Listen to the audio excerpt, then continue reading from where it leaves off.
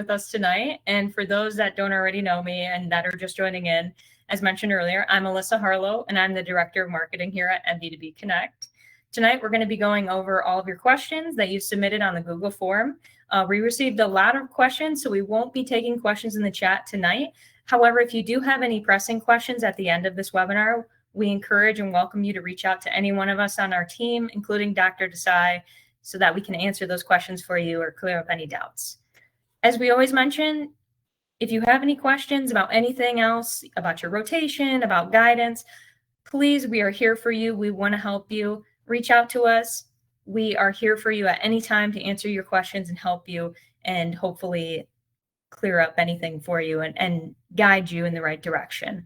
So we'd be happy to talk with you individually or in private if you prefer that. And so just feel free to reach out to us and we'd be happy to talk to you. If you have any very specific questions, we also encourage you to reach out to us privately to do that as well. Lastly, I'll be sharing a lot of different links in the chat, different resources that we offer. So I would recommend keeping an eye on the chat so that you could save those for later and use them later on if you need them. Obviously, we share a lot over different webinars, so we'll do different topics typically or questions every month during our webinars. So keep an eye out for that. But I think with that said, we're excited to have you here tonight, and I'm going to pass it on to you, Dr. Desai. Thank you, Alyssa, and a very warm welcome to all of you. Thank you for joining us today for our Residency Real Talk. This is a webinar that we do every month, and we try to tailor this content to whatever is going on at that particular time of the year. Of course, right now, many of you are getting ready to apply, so there's a lot on your minds. We thank you for submitting so many questions in advance of this webinar.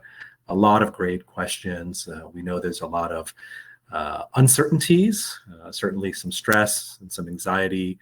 I try not to forget what it was like when I applied and what I went through at this time of the year. So I certainly try to keep that perspective, and we try to be here for you, to support you, to provide guidance and mentorship along the way. We are strong believers in our MD2B Connect teaching program that it's not just about doing a clinical experience.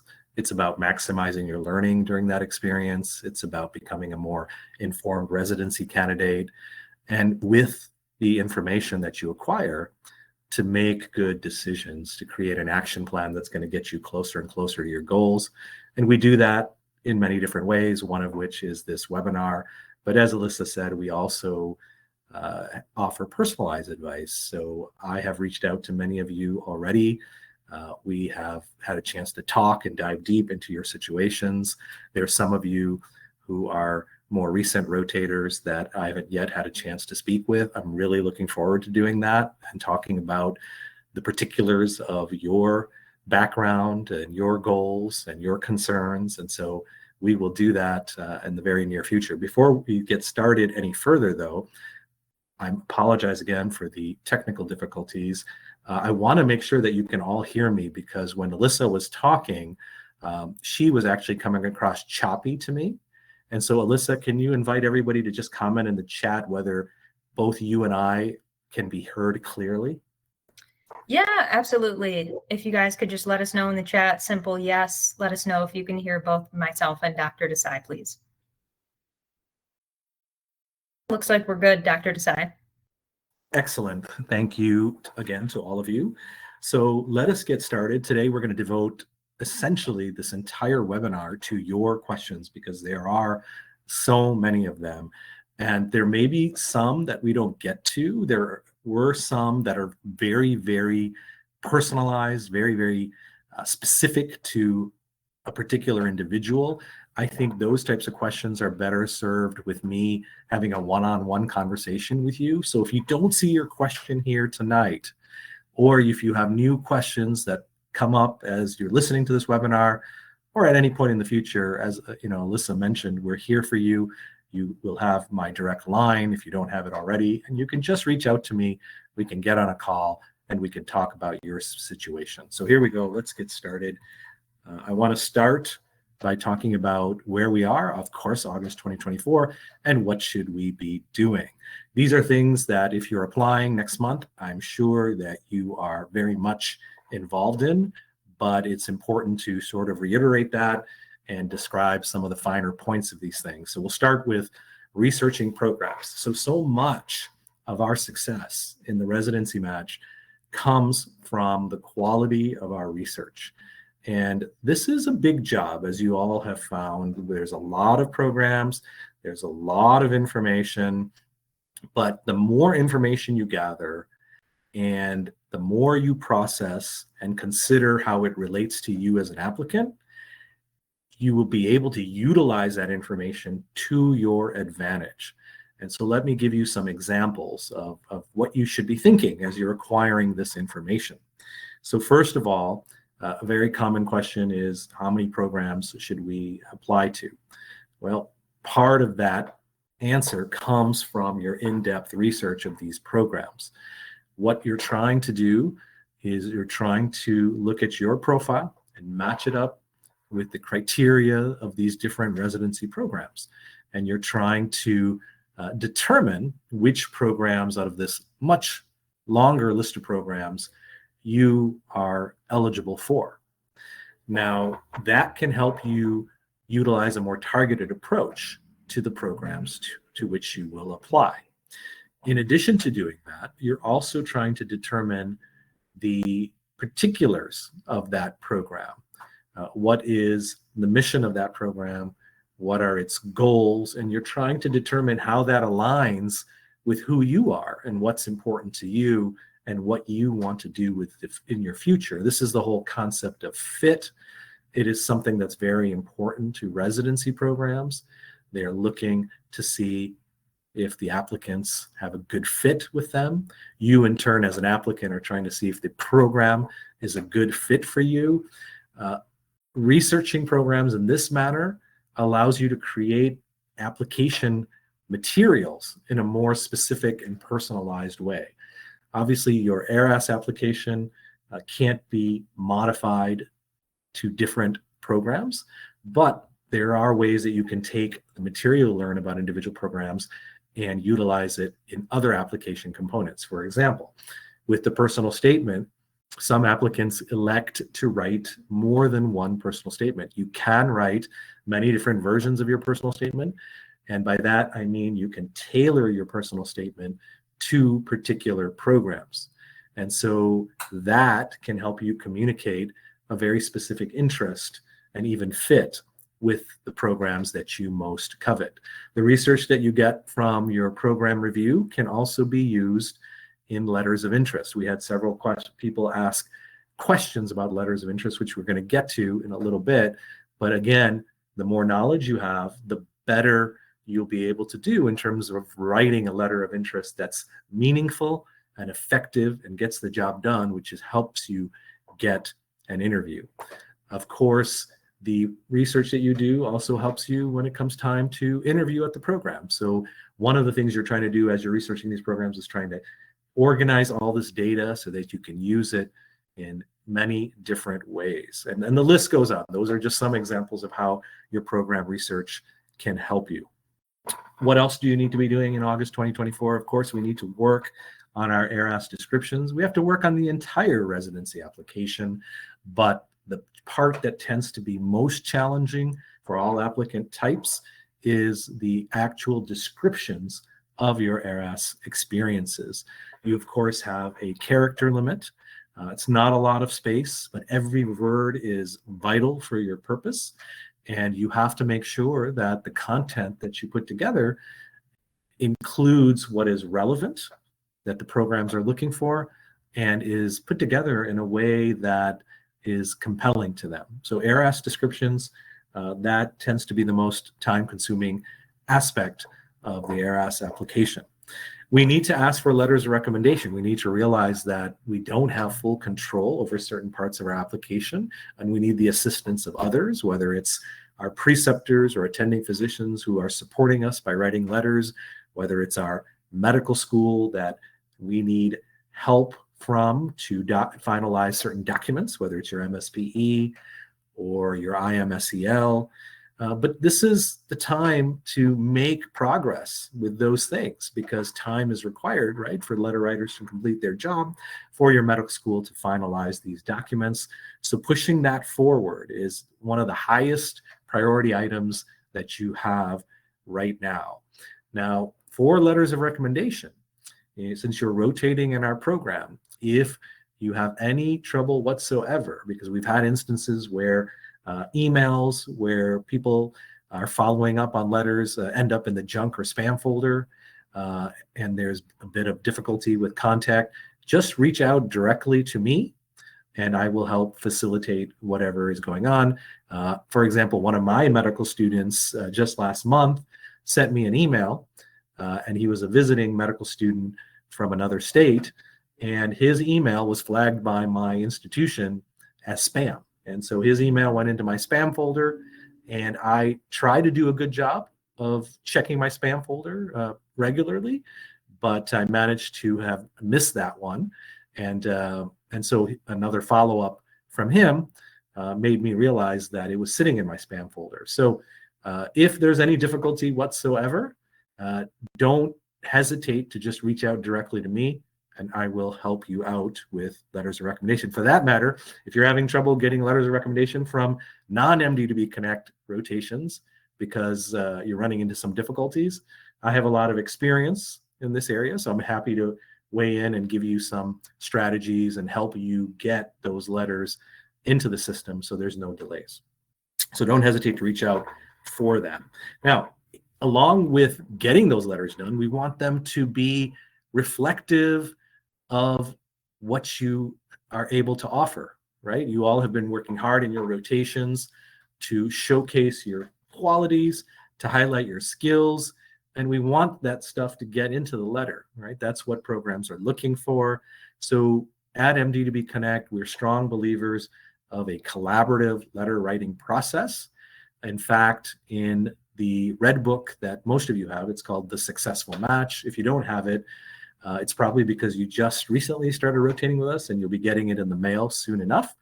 But in that book, there's a very extensive chapter on letters of recommendation that goes deep into the behind the scenes, what happens with programs and program directors and how they view letters and what they're looking for in these letters.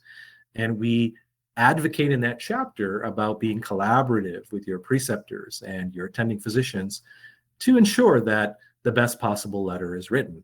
To give you myself as an example, when I have a Baylor medical student on my hospital team, they work very hard, just like you all do, and they show different qualities, they show different skills, and I'm able to take note of that over the course of their time with me.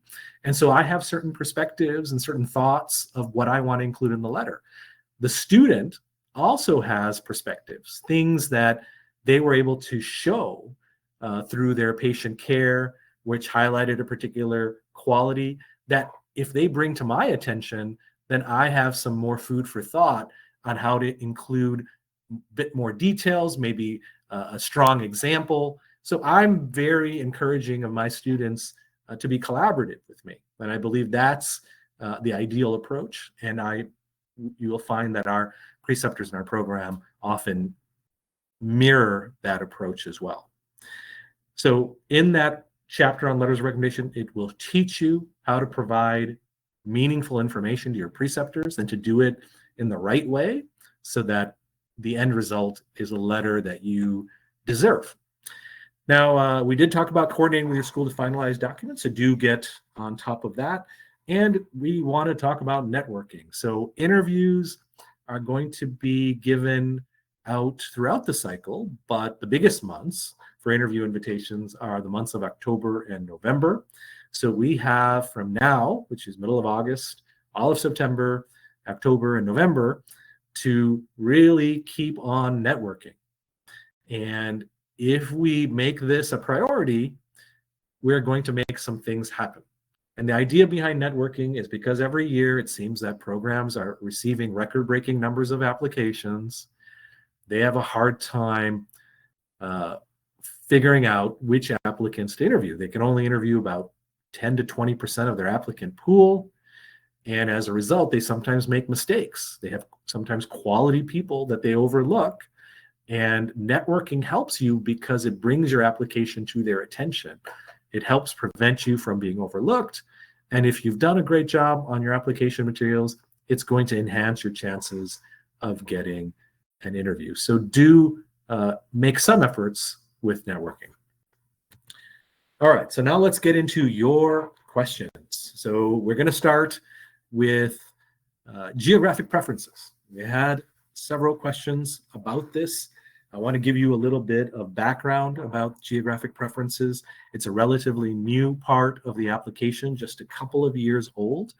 But in truth, geography has always been important to residency programs. And even before geographic preferences came into existence, programs were looking for evidence from the application to determine where an applicant has geographical ties or tendencies. Now, why do programs do this? The reason they do this is when they survey applicants who have matched, they ask them, what are the factors that you used to create your rank order list? At the top of the list, either one or two, year after year, is usually geography.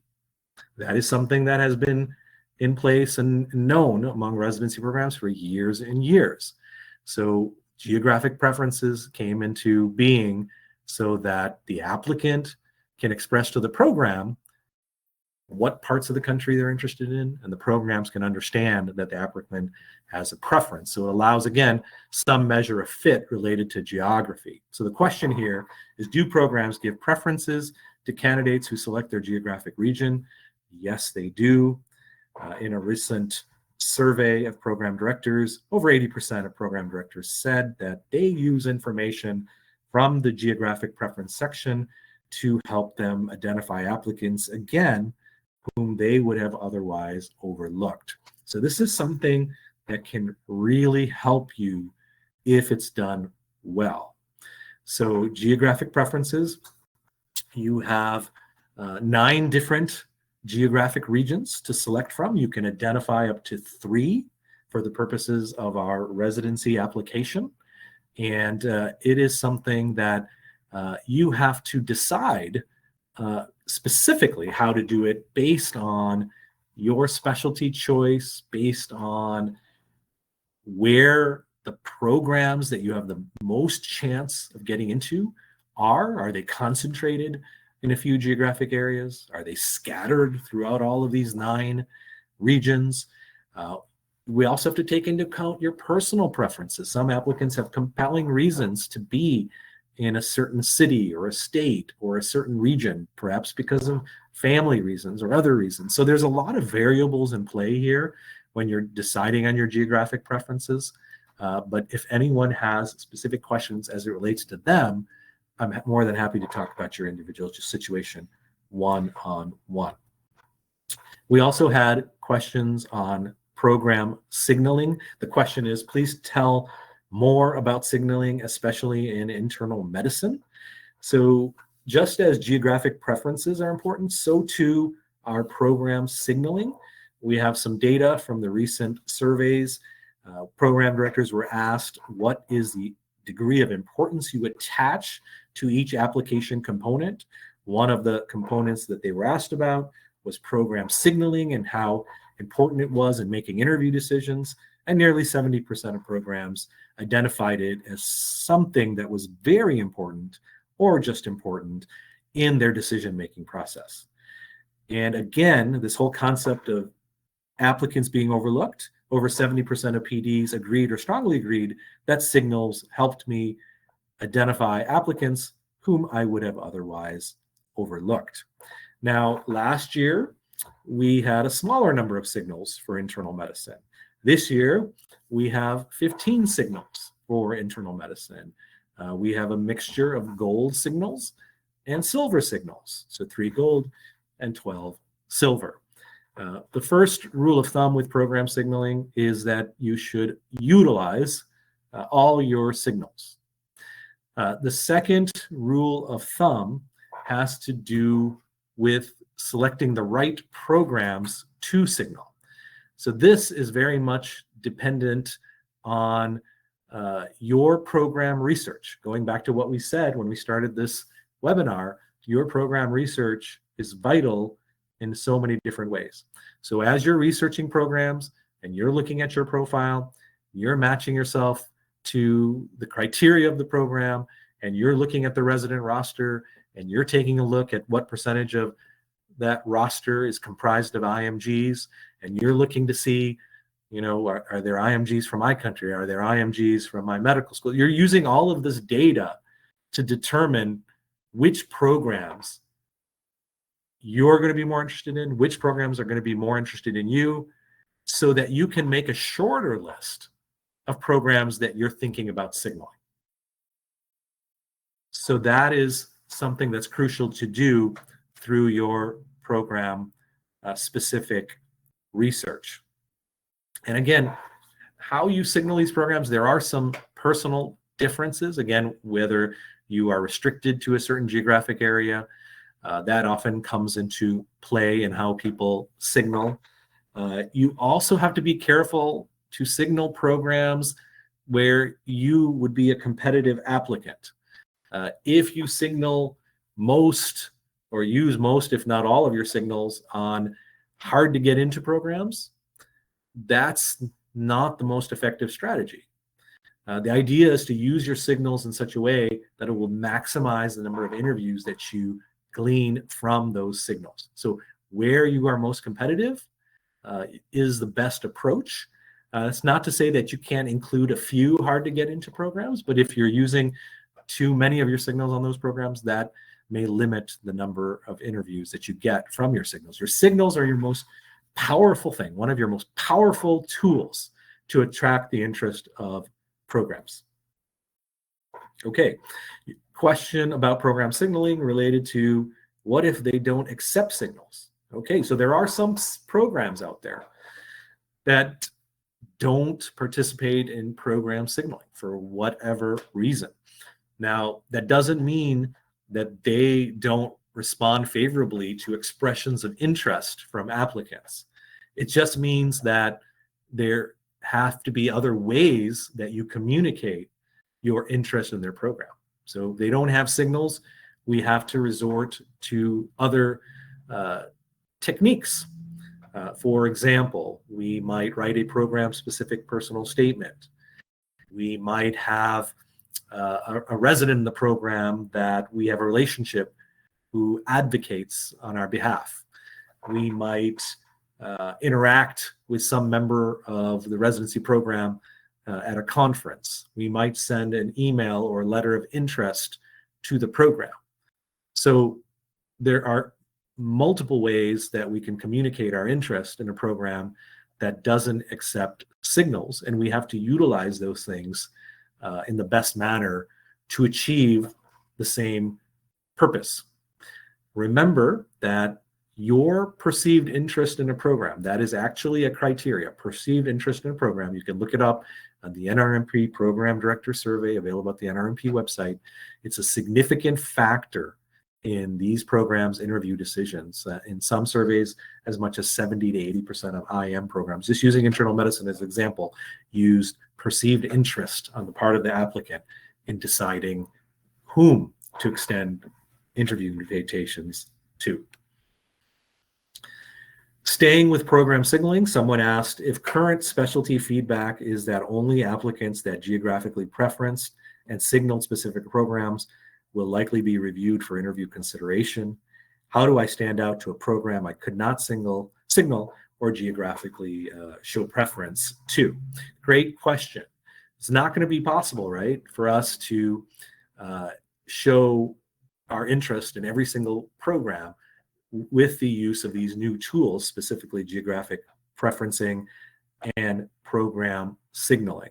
So what we need to do, and what we need to realize is that many programs will look at people who have not signaled them or who have not indicated their geographic reference region as their preference.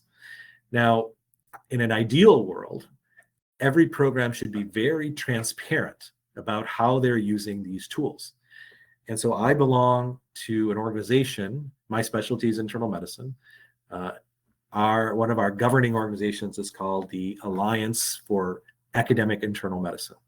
So since I'm in academics and I'm involved in residency selection and work with residents, this organization that I belong to, I get to attend meetings, I get to weigh in on different policy statements. As an organization, we release policy statements to our internal medicine departments, to our internal medicine residency programs.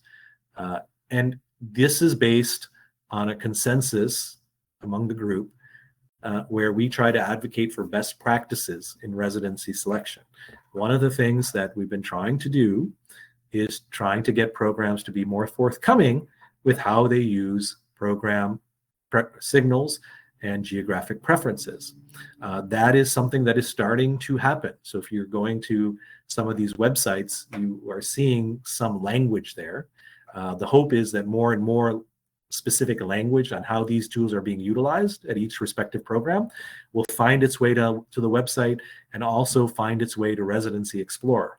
So make sure that you're checking the websites frequently, going to Residency Explorer so that you can access this information that will help guide your decision making on which programs to signal.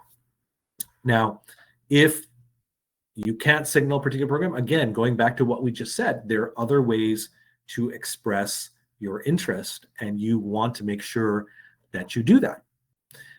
And if you can do that, that's going to increase your chances.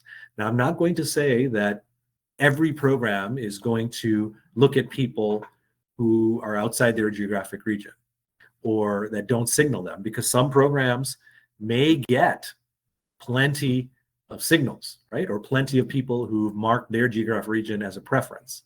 And although our governing bodies discourage residency programs from only utilizing signals and geographic region preferencing to make interview invitation decisions, in practice, it's left up to the program on how they're going to administer their selection process. Okay, so the hope is, of course, that they're not going to only restrict it to program signaling and geographic preferences. And in the past, the data has shown, and we're very early in this whole process, we've only been doing these new tools for a couple of years, but it has shown that many programs do invite people who don't signal them or who don't specify their geographic region. Okay, just wanted to put a slide in here about Residency Explorer. There is a lot of information there. I encourage all of you, if you haven't started using it already, to please do use it. There's a lot there that can help streamline the process for you, allow you to make better and more informed decisions. Some new features are being added along the lines of what we're talking about. So please go there and check it out, especially through this month, because new things are being added on a regular basis. Other questions. We had a question about open houses. So this month is a big month for open houses. And so what are these open houses? So basically, we are doing a lot nowadays with the virtual format, right? In the old days with residency programs, we would go and interview in person. Nowadays, that's rare. Almost everything is virtual. But in the old days, your visit to a program would allow you to really learn a lot about a program, because you would be there all day long and you would take part in all their activities. You would meet lots and lots of people, and that in-person experience would give you an inside look into what the program was like, what its culture is, and so on and so forth. Now, because everything is virtual, programs have migrated to sharing information online and in different ways. And one of the ways they do it is through open houses, meet and greets, town halls, invitations to attend lectures or didactics at the program. This gives you an opportunity to get a feel for the program, since you can't do it in the old days. And so August, September are big months for open houses. And as you're researching program websites and following them on social media, you should be on the lookout for when these open houses are occurring. I highly recommend that you attend these. You can learn a lot about the program from being there. You can ask questions. It can help you show fit with a program because you'll learn things that are not necessarily on the website. So the website has a certain amount of information. The quality of that information varies from program to program. And some websites, it's robust, chock full of high yield, useful information that you can easily use to communicate fit. Other programs, the websites are sparse and there's not a lot there. So going to the open houses for those types of programs gives you valuable information that you can utilize to your advantage. Now, what if you have open houses that conflict with one another? Well, unfortunately, obviously, you cannot be two places at the same time. The good news is that a fair number of programs have multiple dates for open houses. So hopefully if you can't attend one because you've already committed to another open house, hopefully you can attend an alternative date. If there is no other date available, you can reach out to the program coordinator and ask if there's going to be a new date. Perhaps they're working on opening up additional dates for open houses, and they'll communicate that with you. If that's not what's going to happen, maybe there's a recording that they have, and maybe they'll be able to share that recording with you. I think the process of reaching out to them to make inquiries like that is good because you'll get some information and you're still communicating interest in the program. Okay. Now, if you are reaching out to them, I would not say to them necessarily that you're committed to another open house. I would indicate to them that you have another commitment that you had already signed up for that you're unable to be excused from. But because you have a deep interest in their training program, you really wanted to reach out to see if there was another way to attend, perhaps on a different date or so on and so forth. We have questions about applying to programs. One person asked, what is the minimum number of programs an old graduate should apply for internal medicine? So that's a good question. And it really depends on some different things. But again, it does go back to your program research. So as you're researching these programs, you're trying to determine that criteria that they have. And many programs will make some mention of their year of graduation. Sometimes it'll sound like it's a very firm and strict criteria. They might say we only look at people that are 5 years from the date of their medical school graduation. Sometimes they use softer language. We preferentially look at applicants who are within 10 years of their medical school graduation. Now, if you go through the programs like this, you'll be able to make a list of programs that are going to be more receptive to your situation based on your YOG. Now, I will tell you that while there are programs that are very strict, they adhere to the letter of what they've written there, many programs will make exceptions. So if you're an older graduate, it is possible to be considered at a program where you don't meet the YOG criteria. It's not uncommon. It happens every year. And that is part of the challenge in terms of how many programs and which programs to apply. So what I advise older graduates to do, or for that matter, anybody who doesn't meet YOG criteria, is to take a look at the resident roster, make note of the residents there, and look up the residents on social media or whatever else there is to get a sense of where they graduated, when they graduated. You can do that on LinkedIn. You can do it on Doximity. Those are very powerful tools. And if you should find even one person whose YOG is in excess of what their YOG requirements are, then you know that that program has relaxed their rules at least once before. And if that's the case, there may be a philosophy to be flexible. And that at that point, you're going to have to decide, do I want to apply to this program? Obviously, there are cost considerations in place as well. So there's a lot to think about when you're applying. But all of this affects the minimum number of programs that you apply to, because, I can't sit here and say you should only apply to a certain number, because I have seen those exceptions happen time and time again.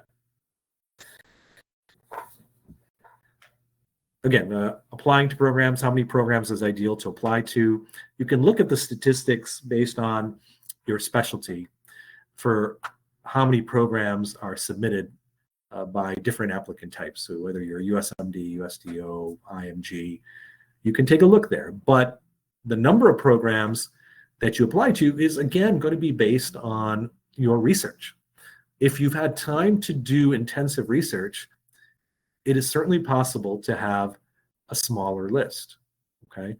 And again, there are cost considerations and cost savings from using a more targeted approach.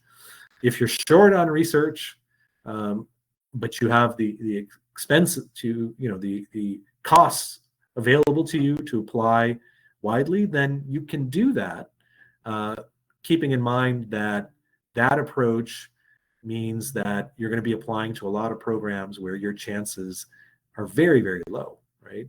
So sometimes people, because they can't do the research, they'll apply to programs where they've never taken an IMG, or they haven't taken an IMG in 7 or 8 years. And while you can apply to those programs, the chances of something happening, right, are not very good. So I believe a more targeted approach is to your benefit.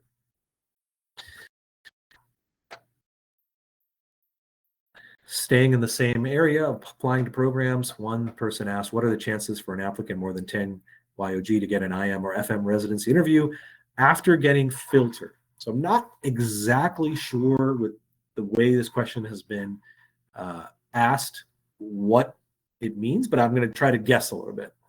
So if you're an applicant with a longer YOG, and you're trying to draw the interest of a program that you don't meet the YOG cutoff for, your best bet is to do something before they make interview decisions.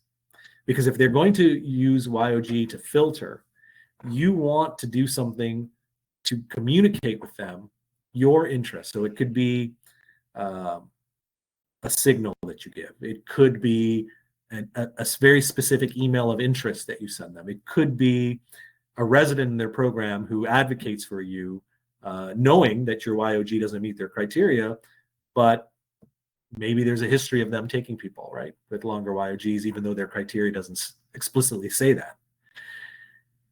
So you need to utilize whatever you have at your disposal to prevent you from getting filtered, okay? Because if you stay in the pile of applications which is going to get another look, then you are in contention for getting an interview. But if you're getting filtered out, then you're in that other pile, which is not the pile you want to be.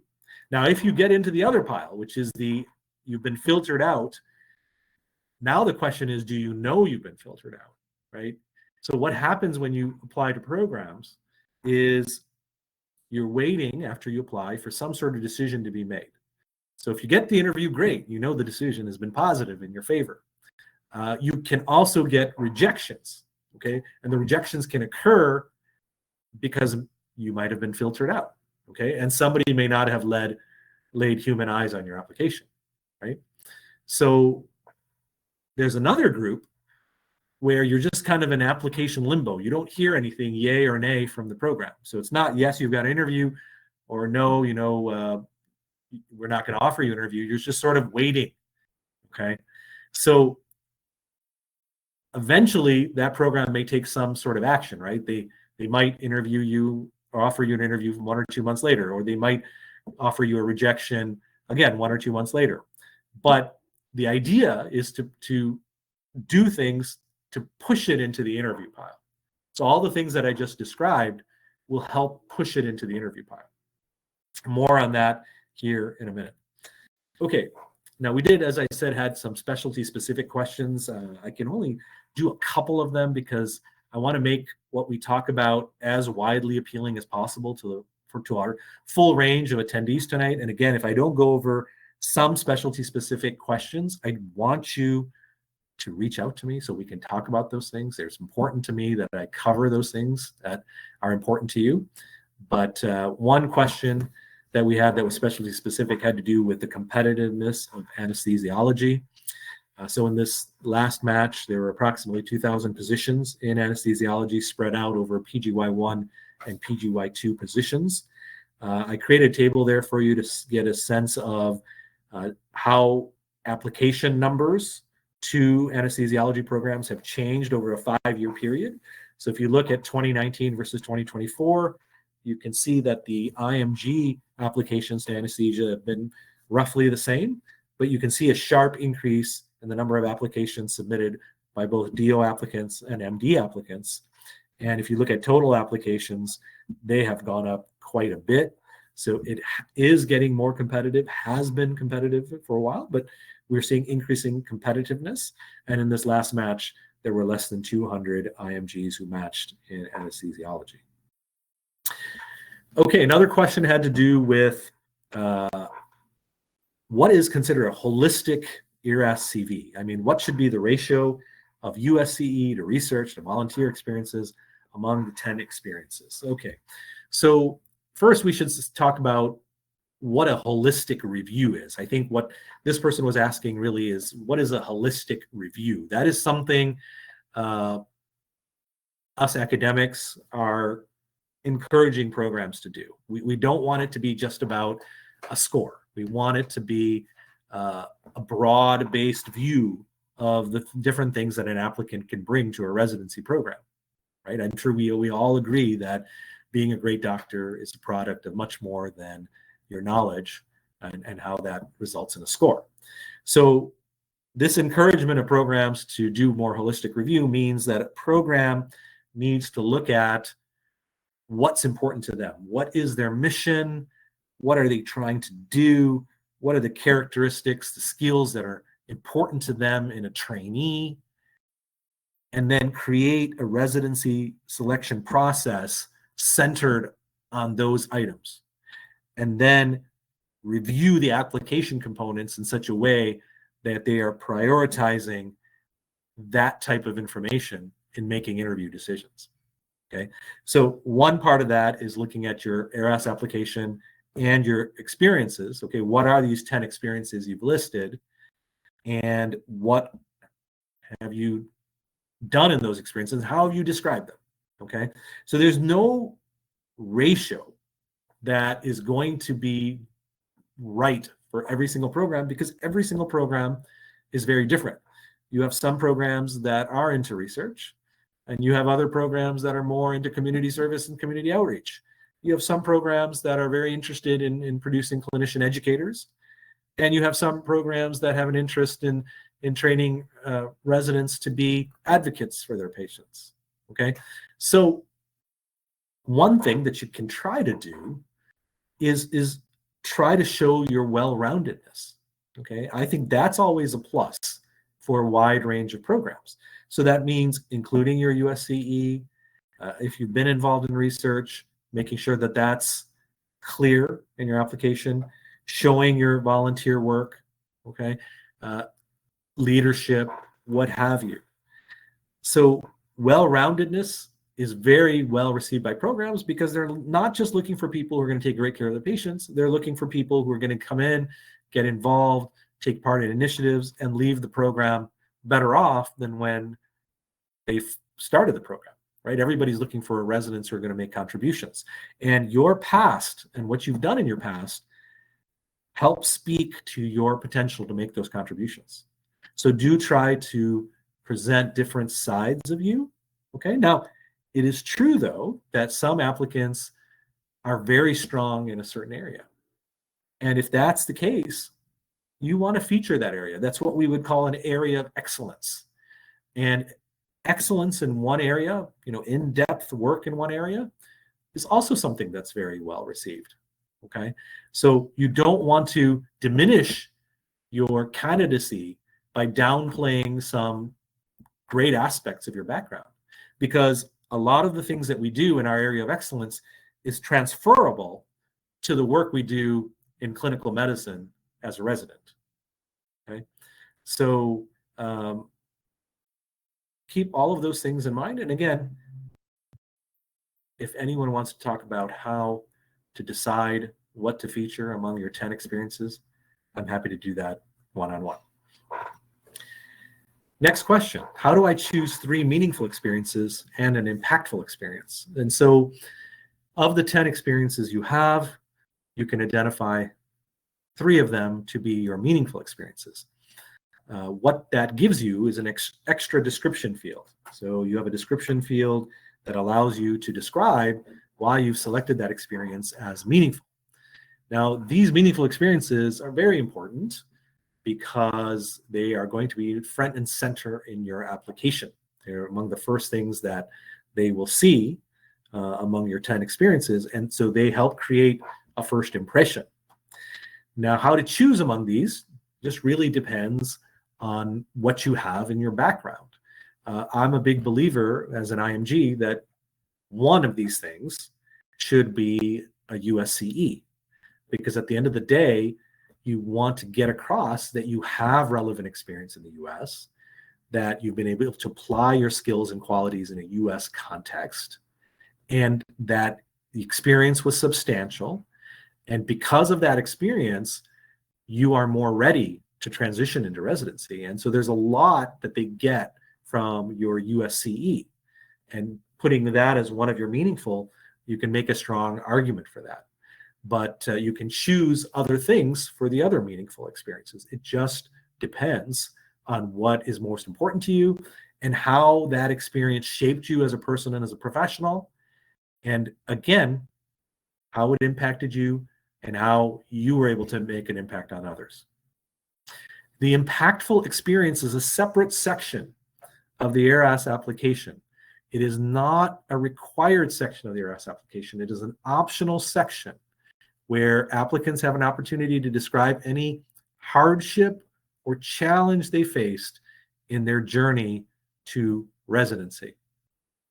Now, this section does not need to be completed by everybody. Although I will say, as an applicant, you can feel quite compelled to put something in there. It feels very unnerving to leave something blank.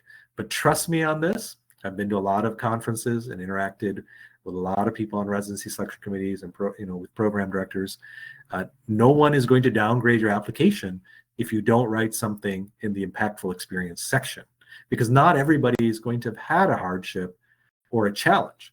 And if you try to put something in there that may not truly be viewed as a hardship or challenge, that may in fact take away from the strength of your application, because you might be making a judgment call that perhaps the application reviewer might not see eye to eye with you on that being a hardship or challenge. Again, you can always ask me about this if you're not sure about whether to put something in your impactful experience.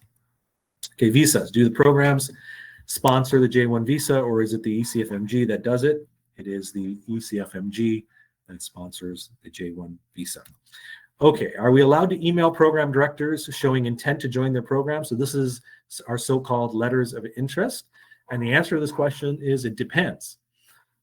In the old days, pretty much could do this to every program. But now you have to, before you hit the submit button on your email, you have to visit the program website, review any correspondence you've gotten from the program, and determine if there's any language there that says we don't want letters of interest. There are some programs that specify that. So if we don't know that and we break that rule, you can imagine that that might affect our chances of getting an interview. So it depends. Now, if you are going to send a letter of interest, someone wanted to know, how do I make the letter of interest more compelling? Okay, you make it more compelling by doing great program-specific research. You look at the website, you scour the internet, you read articles, you go to open houses and meet and greets, you talk to people who are residents in the program. You do everything you can to acquire information.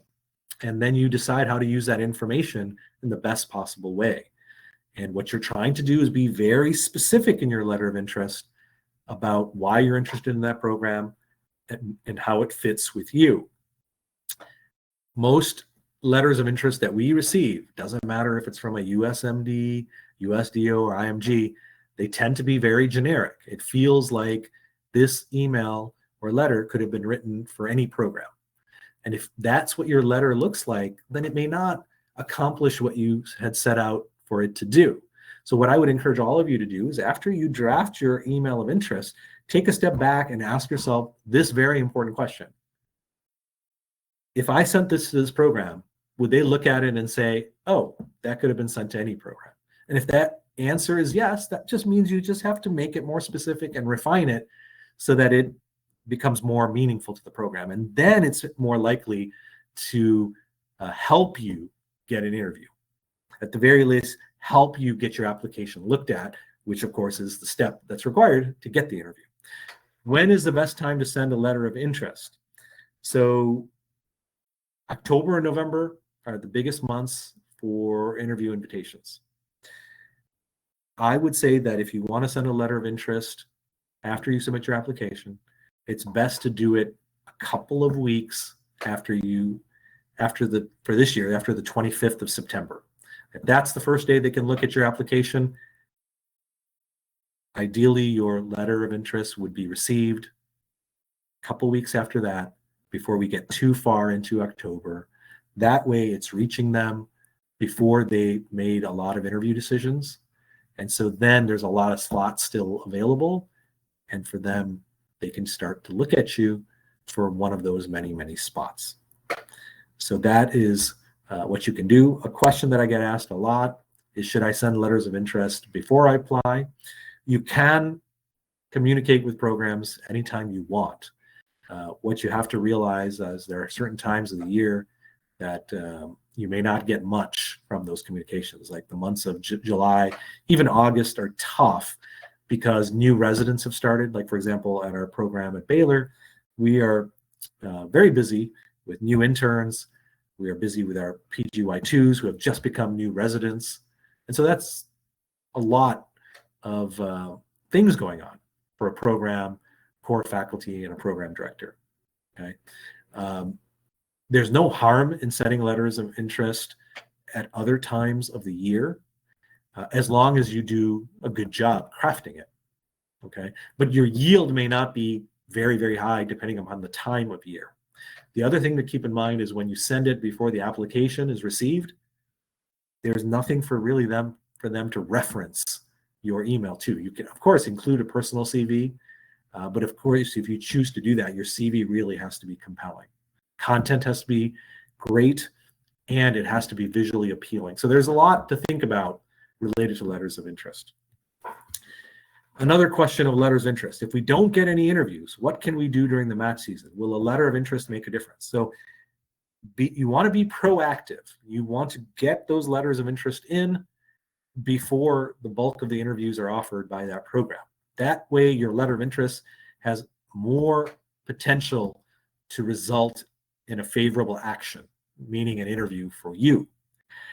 Now, as we get further in the cycle, letters of interest can still be effective. There are programs that keep offering interviews even past November, December, January. I've had people get interview invitations in late December, early January, end up matching at those programs.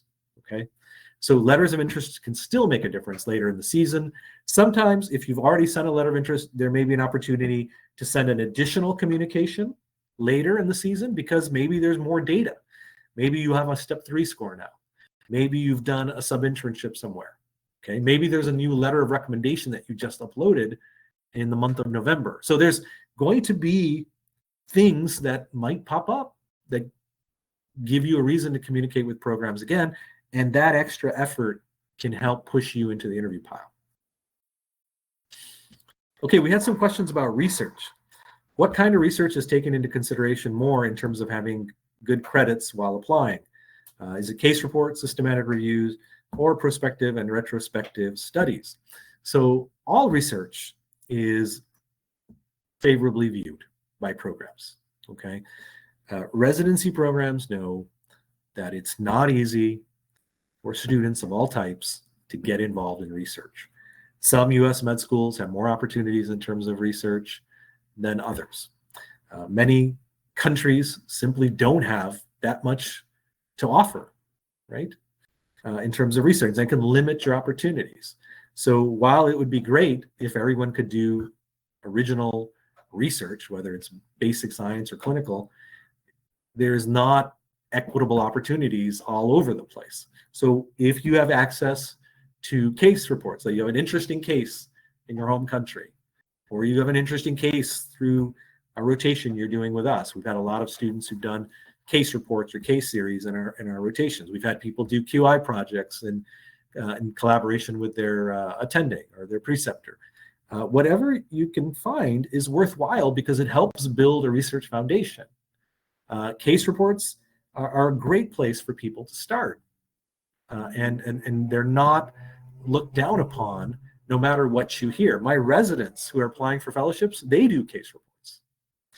They also get involved in original research because they're at our institution. We have those resources, but we also recognize that not everyone has those resources available to you.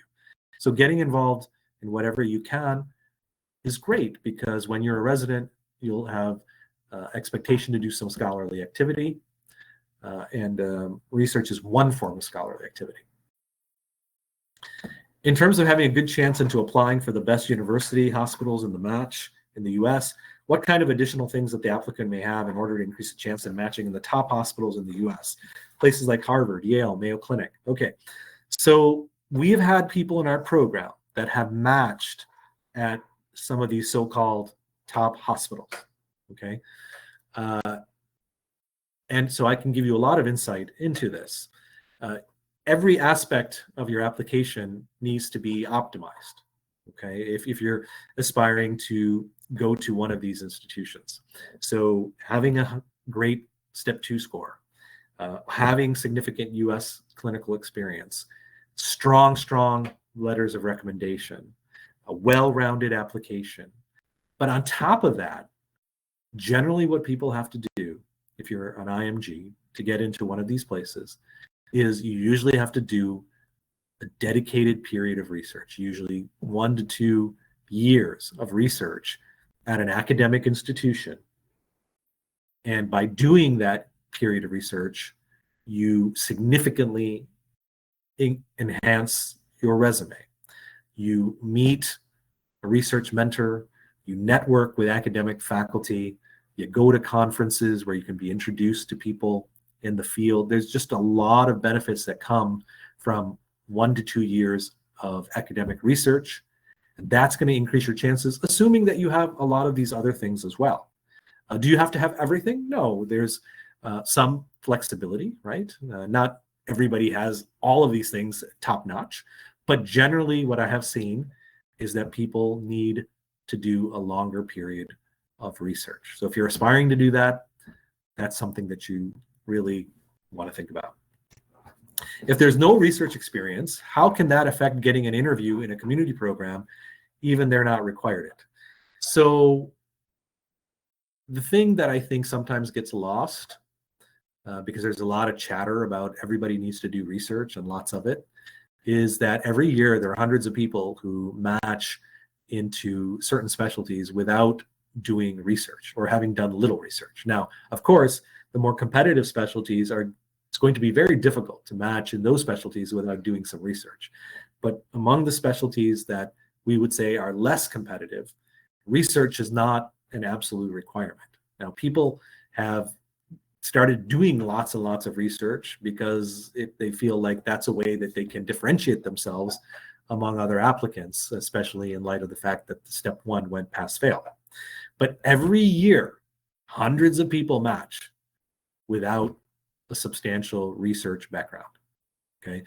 Community programs, some of them actually have lots of research going on. Not all community programs, it's believed, right? When you think community programs, there's not research going on or very little research, but believe it or not, some community programs have a track record of doing research and others don't. And so how a community program is going to perceive research is going to be different. But for the most part, The mission of community programs is not to graduate the next generation of intensive researchers. Their priority is matching a group of applicants that are going to be strong clinical performers.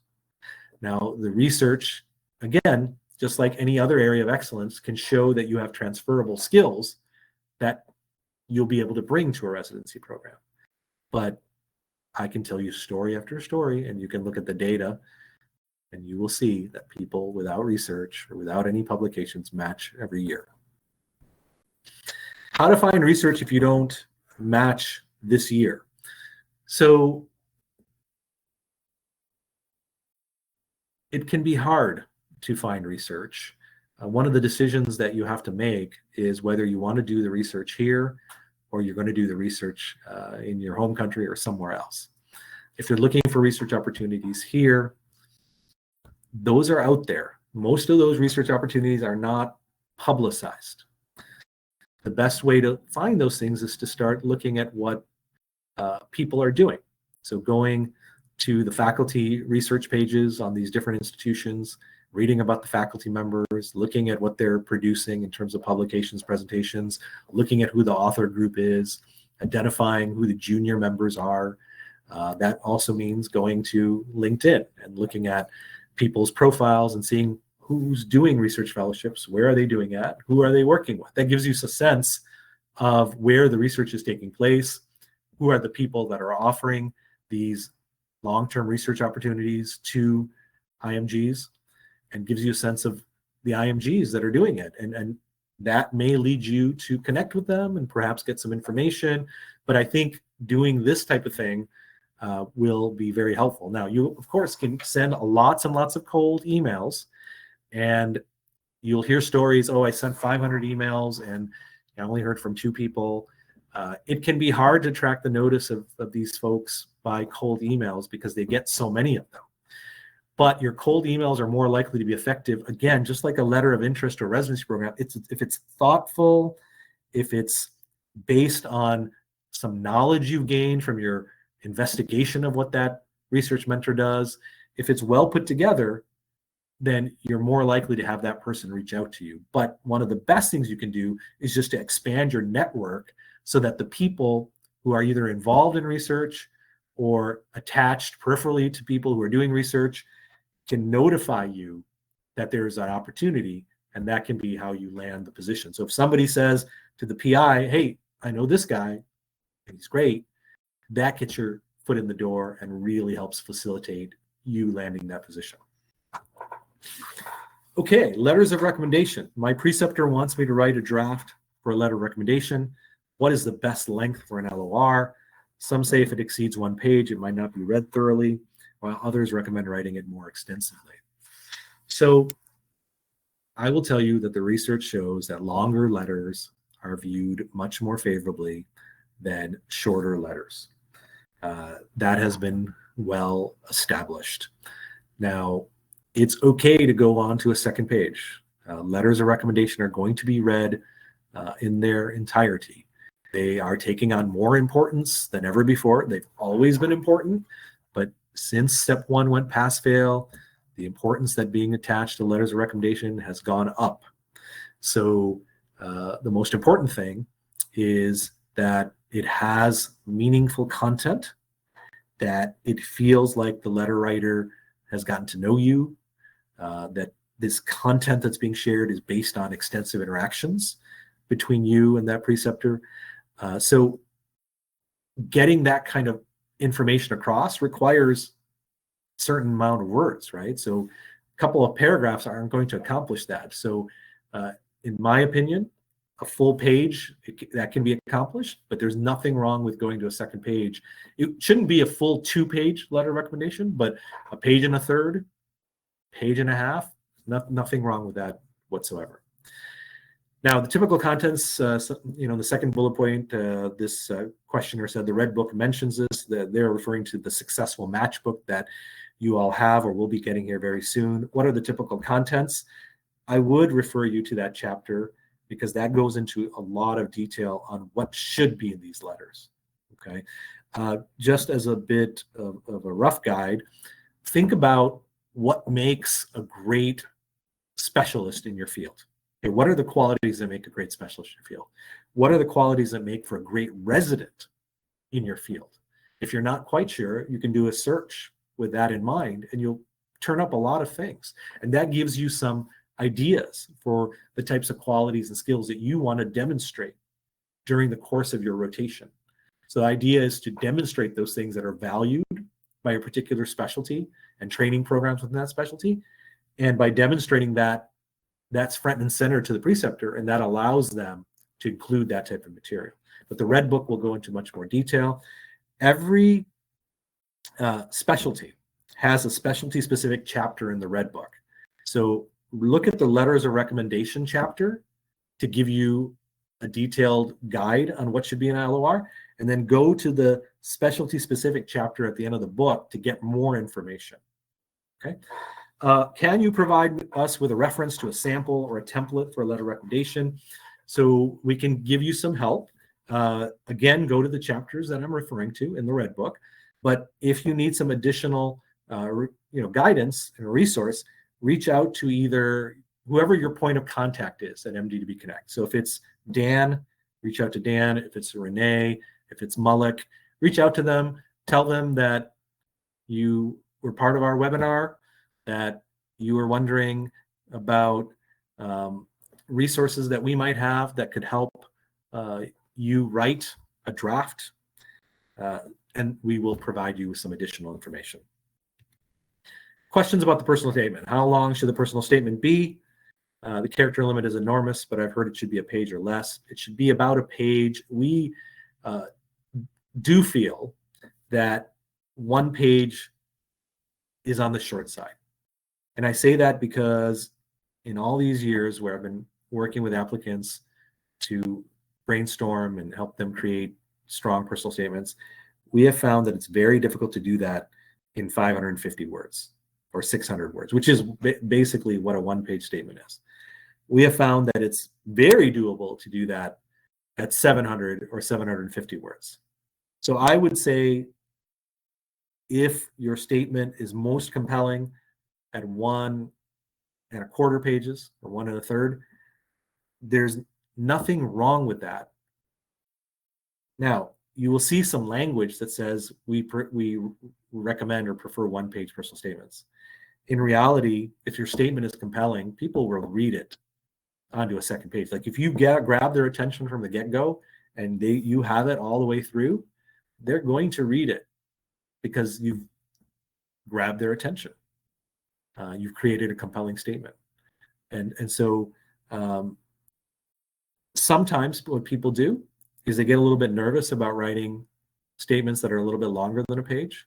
And so sometimes they decide to write some statements, one statement that's 1 page and a second statement that's a little bit longer that they actually like better. And they decide to send the 1-page statement to any program that seems to have strong wording on their website to suggest they only want 1 page. But I will tell you, we have sent statements to programs that say we only want 1-page personal statements, and our statement is 1 1/4 pages, and people get interviews. It just depends on how compelling it is. Okay. How to approach writing a compelling personal statement. I'm going to refer you all to the Red Book. There's a 50-page chapter on what programs are looking for in these personal statements. In the specialty-specific chapters of that book, we ask people in the field, what do you like to see in a personal statement? So I'm going to refer you to the Red Book for the answers to this great question. We had a question about rotations. What are good rotations? Well, that depends on the person. In my opinion, a good rotation is a rotation where you can be actively involved, where you can feel part of the team, where you can be empowered to contribute to patient care, that your contribution is valued by the team. And because you're actively involved, you're developing relationships with multiple members of the team, including your attending. And because you're working closely with your attending, you're growing every single day and you're learning every single day. And you're applying the skills and qualities that you have developed in your home country in a US context, which is giving you confidence that you're going to be ready to be a great resident in the US. That's very, very important from a learning standpoint. That can happen in an outpatient rotation. That can happen in inpatient rotation. Everyone thinks the inpatient rotations are the best thing on earth. If you have a great outpatient rotation, it can be way better than an inpatient rotation. It just depends on the rotation. Ideally, you should do a mix of things, outpatient rotations, inpatient rotations, because both of those are going to be components of what you do as a resident. You should be exposed to different patient populations.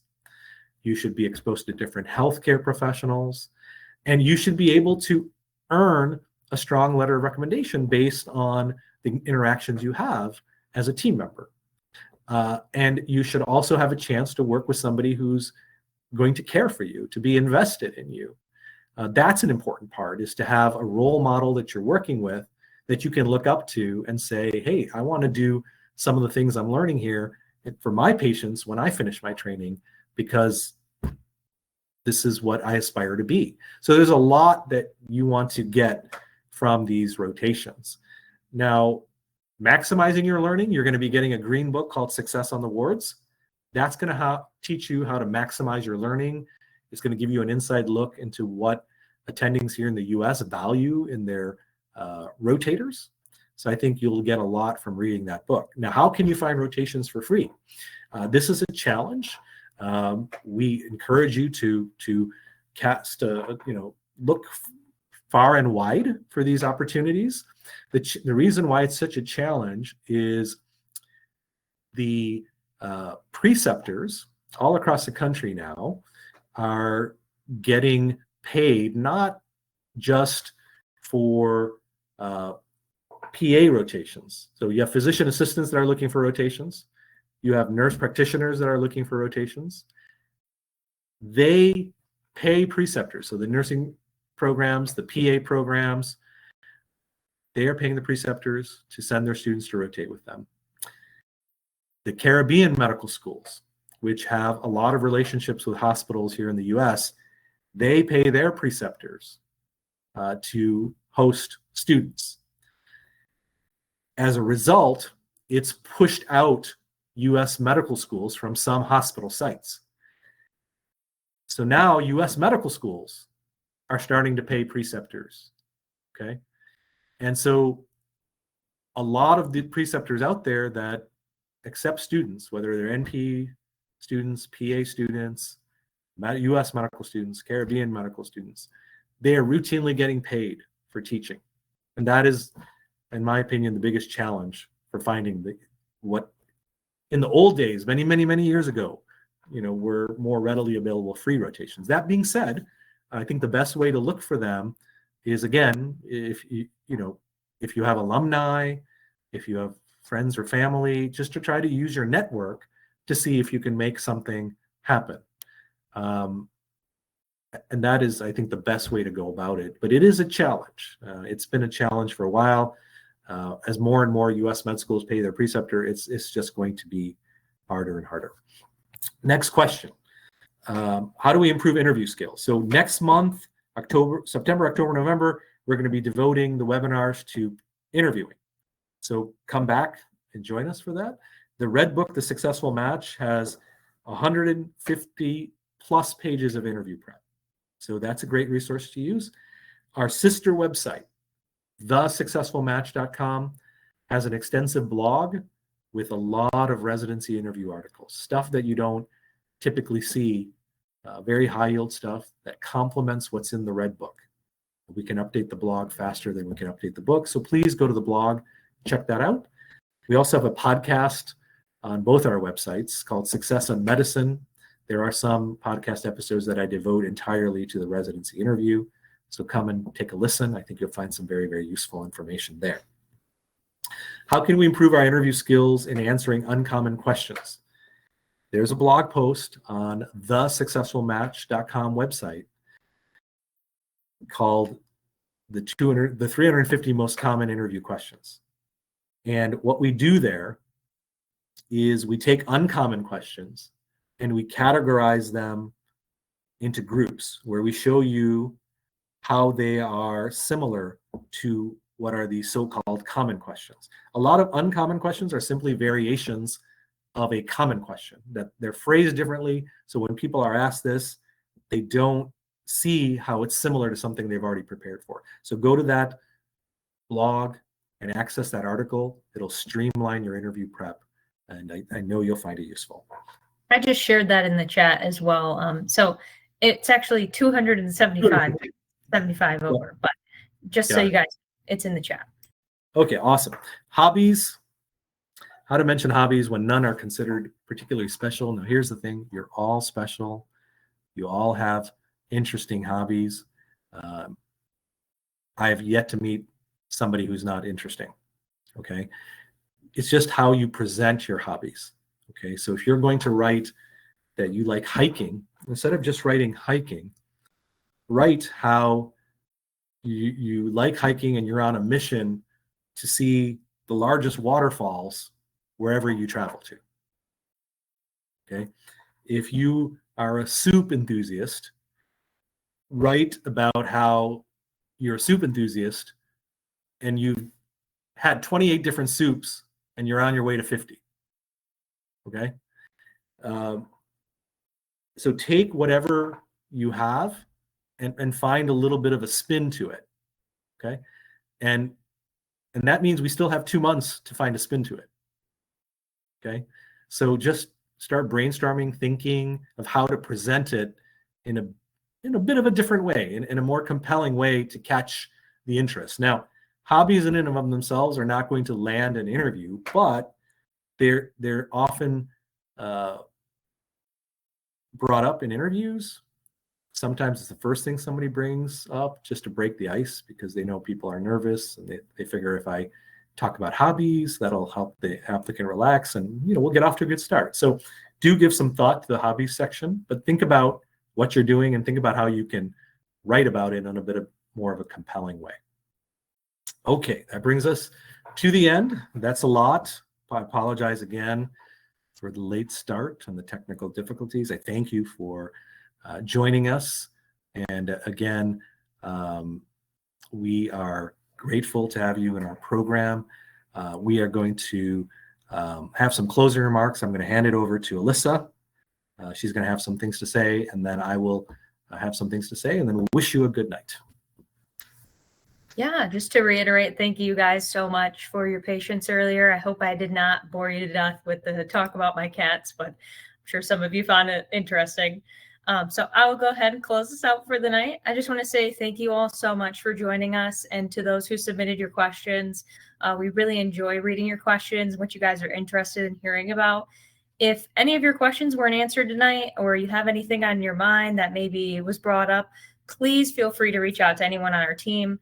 We want to hear from you. We want to answer your questions. We want to clear up any doubts that you guys have. We encourage you guys to communicate with us and reach out to us. We want to be there for you. And you guys are each a part of our MD2B Connect family. So please don't hesitate if there's anything, whether it just be about guidance, about your rotation, literally anything. We're all here for you for anything. So please don't hesitate. Also, we're going to have a webinar next month, like Samir said. It'll probably be about the interview. So I know there's a lot of questions about that. So please keep an eye out for an email from me about that for next month. And with that, we will go ahead and sign it off. Any last remarks, Dr. Desai? Yes, absolutely. So I echo everything that you said. I want, in closing, just to say that August is a tough month because there's a lot going on. And so above all, I just want to make sure that you all are taking care of yourselves. I know that at times in my life when a lot is going on, like when I was a fourth year medical student and getting my residency application together, it was very stressful. And I had to be very deliberate about some of my self-care strategies. One thing that I found very helpful was taking my daily calendar and scheduling things in it. Like I had gotten into a habit of exercising, but I got into this routine of like letting that fall off when I got too busy with things. But if I put it into my calendar, I would end up doing it even if I was really busy. And just doing that would recharge me. So I have to be very deliberate about putting things in my calendar because I feel guilty if I don't do it. So whatever works for you guys, everybody's different, but I want you to, take care of yourselves above everything else because it will help you handle the stress that it comes with August and September and throughout the residency application cycle. So do take care of yourself. And the last thing I'll say is, remember, in our program, we are here for you. So if you need to talk at any point, you have a question, a concern, a doubt, you can just reach out to us. That's what our program is built on. So I know that, we all feel that way, and we're all rooting for your success. Absolutely. All right. I think that's it. Everybody have a great night. Take care, everybody. Bye.